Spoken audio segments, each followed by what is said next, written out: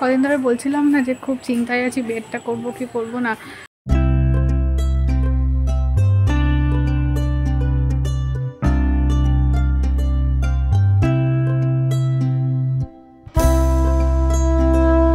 সকালটা শুরু হওয়ার পর মনে হলো যে আগে আমি একটু অঙ্ক করে নিই, কারণ এই কাজটা যদি সারাদিনে না করি তাহলে হয়তো আর সারাদিনে করে উঠতে পারবো না।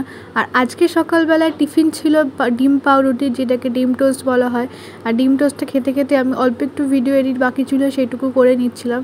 তারপর আমি আবার লেগে পড়েছিলাম অঙ্ক করার কাজে। সকালবেলা উঠে এডিট করতে পারি, বাট চোখে এখন খুব ব্যথা হয়ে যায় এডিট করতে গিয়ে। একটু বেলার দিকে এডিট করলে আবার দেখি চোখটায় চাপটা কম পড়ে, কিন্তু সকালবেলা এডিট করতে বসলে না মাথা দিয়ে ধরে যায়, মানে চোখে চাপ পড়ে যায়। খুব শীঘ্রই আমার চোখটাকে দেখাতে হবে। আমি সেই জন্য ডাক্তারের কাছে নামও লিখেছি, যাবো চোখটাকে দেখাতে, কারণ চোখটা খুবই ব্যথা হচ্ছে। প্রায় 3 থেকে 3.5 বছর হয়ে গেলো আমার চোখটা আমি চেক করাই না। পাওয়ার টেস্ট করতে হবে, হয়তো পাওয়ার কমেছে বেড়েছে, কিছু একটা সমস্যা হয়েছে হবে।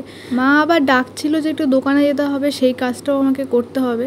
আজকে ব্লগটা এখান থেকে শুরু করছি। সারাদিন কি হয় না হয় তোমাদের সাথে শেয়ার করব। দুপুরে কি রান্না হয়, রাতে কি রান্না হচ্ছে, সব কিছুই তোমাদের সাথে শেয়ার করব। Guys, welcome back to my channel. তারপর সবাই কেমন আছো? আশা করি খুব ভালো আছো। এখন হয়তো অনেক কিছু কাজ করেছি, তোমরা দেখেছো। তারপর এখন যে ব্লগটা শুরু করছি। এখন আমি যাচ্ছি দোকানে। মা রান্না করতে করতে মনে হয়েছে যে মার হলুদ লাগবে, হলুদ আনতে যাচ্ছি। আর আজকে বাড়িতে কচুর শাক হচ্ছে, সেই জন্য ছোলা আছে বাড়িতে, সেটা ভেজানো হয়েছে, কিন্তু এখন বাদাম লাগবে মার, সেই বাদাম আনতে যাচ্ছি। ছোলা, হলুদ আর বাদাম আনবো। আজকে সকাল থেকেই বাইরে বৃষ্টি পড়ছে, আর আজকে জন্মাষ্টমী বলে সব কিছু ছুটি। আমার তো এখন সবসময় ছুটি, আমার সেই নিয়ে কোনো চাপ নেই। কদিন ধরে বলছিলাম না যে খুব চিন্তায় আছি বিয়েটা করবো কি করবো না। বাবাকে আমি যতবার বোঝাচ্ছি যে তাহলে আমি বিয়েটা করে নিই, তোমাকে টাকা দিতে হবে না, আমি আমার নিজের টাকা দিয়ে, আমি ইউটিউবের টাকা দিয়ে বিয়েড করে নেবো। কিন্তু আমার বাবা না একদমই রাজি হচ্ছে না, কিছুতেই বাবা রাজি হচ্ছে না যে আমি বিয়েটা করি। আর বাবা যেহেতু রাজি হচ্ছে না, সেহেতু না করাটাই বেটার। হলুদ, একটা হলুদের প্যাকেট দাও, আরেকটা হচ্ছে বাদাম। না না, বাদাম। এই যে জিনিসপত্র, হলুদ, বিস্কুট, একটা বাদাম। বাড়ি যাই, গিয়ে আরও কিছু অঙ্ক বাকি আছে সেগুলো করি, বুঝলি।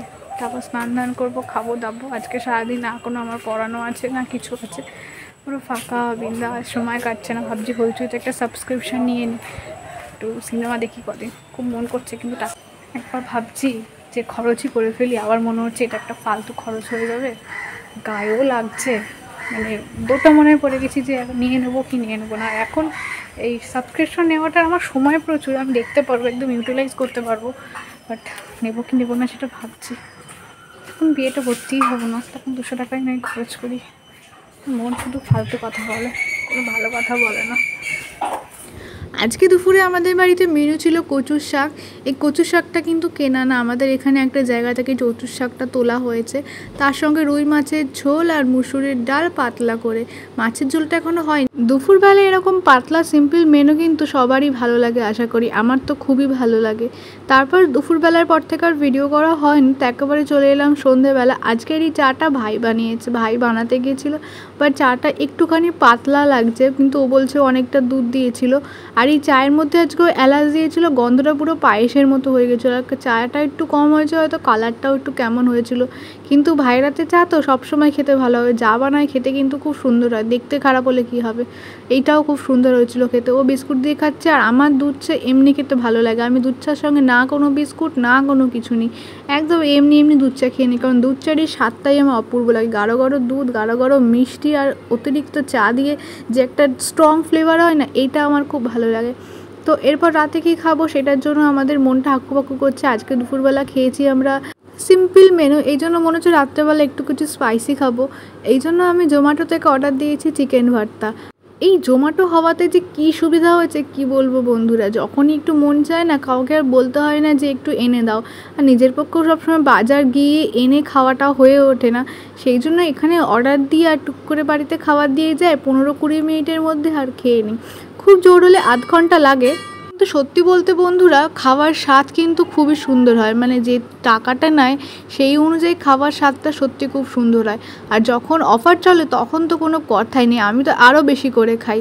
আজকে চিকেন ভর্তা অর্ডার দিয়েছি, দেখো চিকেন ভর্তাটা কত সুন্দর, কতটা কোয়ান্টিটি দিয়েছে। আমার ভাইয়ের তো হয়েই যাবে, আর বাবা রাত্রেবেলা চিকেন খায় না, কিন্তু ওই সবার মিলে আমার আর ভাই খাওয়ার পরও থাকবে, তো সেখান থেকে মা বাবা অল্প অল্প করে খেতে পারবে। আমি আর ভাই মেনলি আজকে রাত্রেবেলা রুটি দিয়ে চিকেন ভর্তা খাবো। আর কালারটা দেখে বুঝতেই পারছো যে কত সুন্দর খেতে হয়েছিল, আর ফ্লেভারগুলো এত সুন্দর থাকে না, আমাদের রানাঘাটের এই হোটেল শিবার রান্নাটা অসাধারণ থাকে। তো ওই জন্য আমি আর ভাই রাত্রেবেলা রুটি দিয়ে আজকে এই চিকেন ভর্তা খাবো।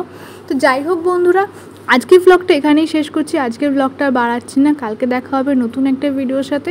সবাই ভালো থেকো, সুস্থ থেকো, আর আমাকে প্রচুর প্রচুর ভালোবাসা দেখো। কে কোথা থেকে আমার ভিডিও দেখো অবশ্যই আমায় কমেন্ট করে জানাবে। আর এখন থেকে আমি চেষ্টা করবো প্রতিদিনের ডেলি ব্লগ দেওয়ার। আগে যেমন ঠিক প্রত্যেক দিন একটি করে ডেলি ব্লগ আমি দিতাম, ঠিক তেমনি প্রতিদিন একটা করে ব্লগ দেওয়ার চেষ্টা করব। আগে পারতাম, কারণ তখন ইউনিভার্সিটি থাকতো। যতদিন না আমি আর কোথাও ভর্তি হচ্ছি, জানি না আদৌ কোথাও ভর্তি হব কিনা, ততদিন তোমাদের সাথে ডেলি ব্লগ আমি শেয়ার করব। আজকের ভিডিওতে একটা লাইক করতে কিন্তু একদম ভুলবে না। তো সবাইকে আজকের মতো টাটা।